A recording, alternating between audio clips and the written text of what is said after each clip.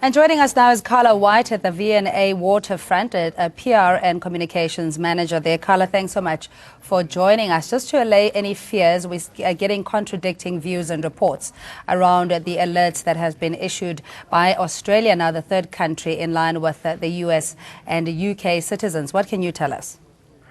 So I think what's important just for context is that the V&A Waterfront is widely visited by locals and internationals. And given that, we cooperate very closely with SAPs and then regional and national intelligence agencies.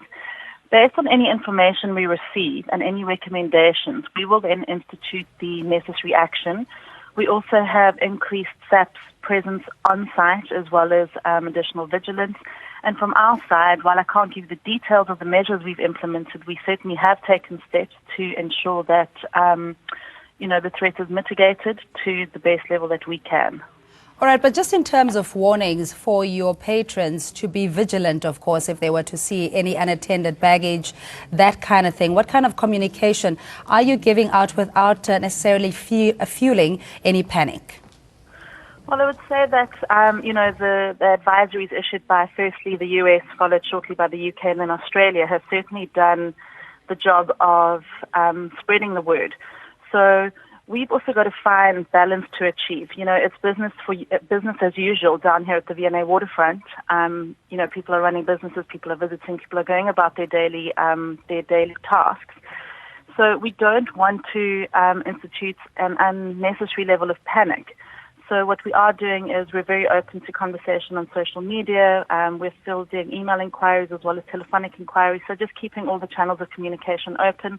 We understand that people are scared. Anxiety levels are high. So, as I said, it's a fine balance between not adding fuel to the fire and running daily operations.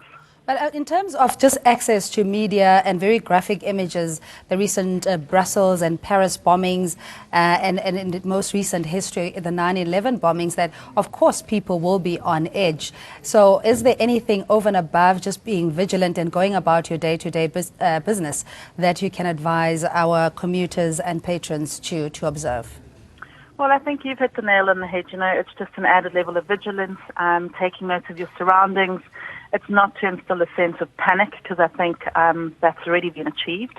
But it's just keep your eyes open and just be aware. All right, Carla, we really appreciate your time. That's Carla White. She is the V&A Waterfront Public Relations and Communications Manager, giving us an update in terms of how they're dealing with the message. Now, recently, Australia adding their list and their voice to the travel advisory to their citizens.